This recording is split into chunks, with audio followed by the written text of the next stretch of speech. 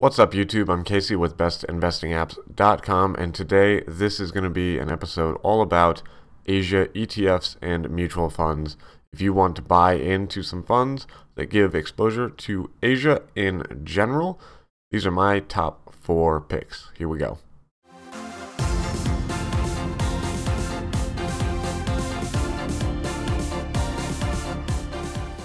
This video is actually inspired by a question from a YouTube viewer in one of the comments for another video about what funds I like for the Asian markets.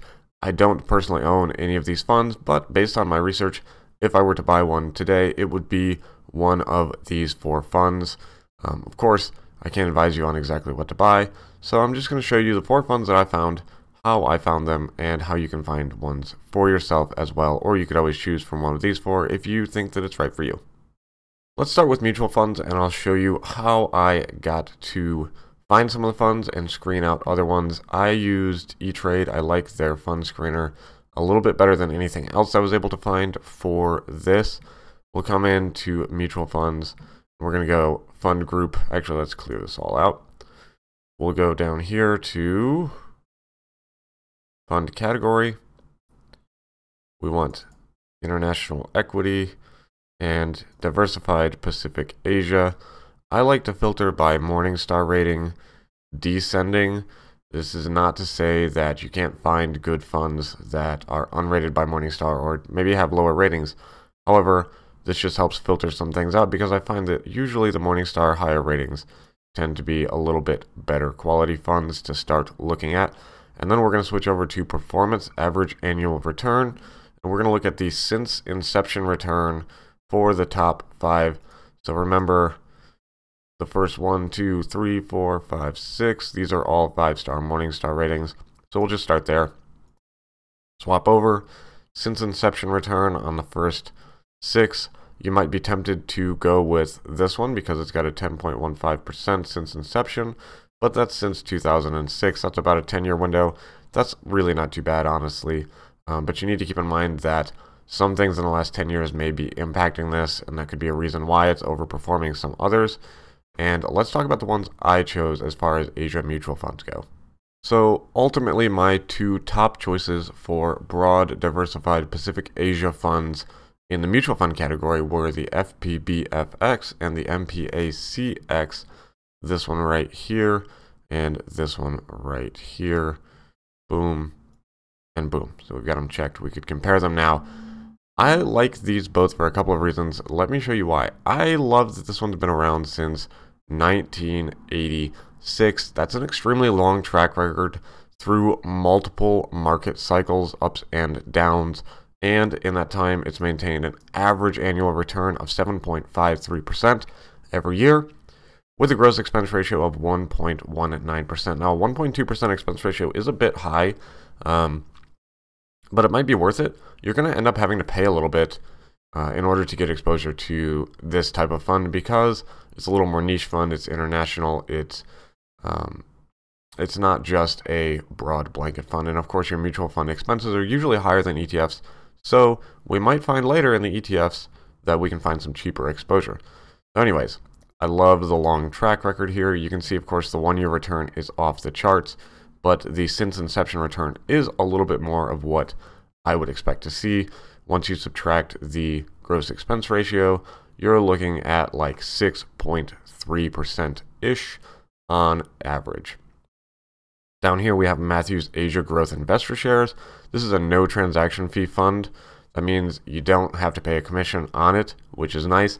If you're using Robinhood or M1 Finance, you wouldn't have to pay a commission anyways, but sometimes those commissions can add up, especially if you're buying into it over time. So this one's been around since 2003. That's 14 years, and over that time it's averaged almost 10% return, 9.83, with an expense ratio of 1.14%. And again, you can see in the 1 and 3 year returns, pretty high stuff. Actually, 3 years lower than the since inception. So what do you know? I always like to go with the longest possible window of average returns because that shows us usually more than one market cycle. So bull markets and bear markets and market crashes and all that sort of thing.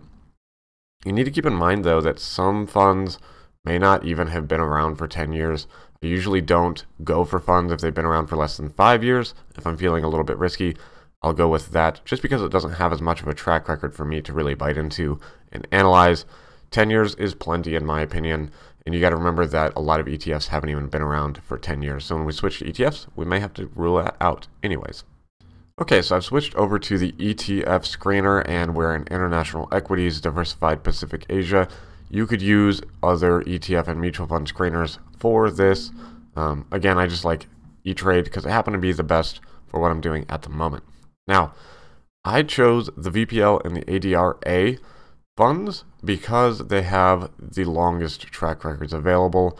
I think the iShares iPack right here will probably turn out to be a good fund. However, it's only been around since 2014. It doesn't have a long enough track record for me to actually be able to feel comfortable investing in it. I would probably skip it myself.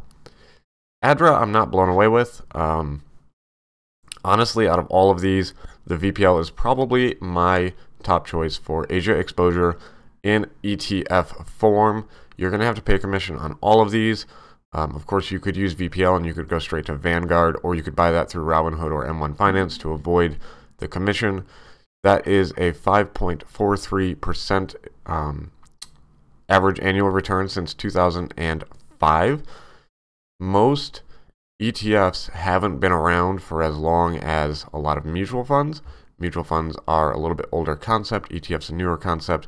You'd be hard pressed to find an ETF that's been around since much earlier than about 2000, 2002. So that's pretty normal. But when we see ETFs that are as new as 2014, that personally kind of turns me off a little bit. You're welcome to invest in them. VPL is my top choice by far on the ETF side of the gate. And I say that because it has low expense ratio. You'll see, let's see, 0.1% expense ratio is really, really low. It's not going to affect the fund very much at all. But again, it's a Vanguard fund, so we can expect that. So where do you do the rest of your research before you buy one of these funds? I brought up all 4 of them on Morningstar. I would go in and read the prospectus, read all of the information you can find about it. You'll want to know exactly what the objective of the fund is. And if you're going to buy more than one of them, you'll want to make sure they don't overlap too hard, because you could end up just buying 2 funds that pretty much do the same thing. So read through the prospectus, get a little bit of a sense of where the analyst ratings are at right now. I don't put too much stock in that. I would look at manager tenure. How long has the manager of each fund been around? And as a tiebreaker, all things being equal, I would choose the fund that has a longer manager tenure, because you know that manager has been directing that fund and that the average annual return probably lines up because of the way that the fund manager has been operating the fund. So I would feel a little bit better about that myself. That is a criteria I use, but it's kind of a low weight criteria.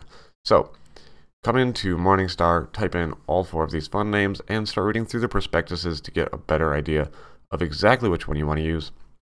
If it were up to me, it would probably either be VPL or FPBFX. Those would be my personal top 2, and I really like the lower expense ratio of VPL overall. So the Vanguard Pacific ETF might actually take an edge over everything else in this category. Anyways, if you have thoughts or questions about Asia exposure ETFs or mutual funds, or if you have one that you really like, feel free to leave it in the comments and share it with us.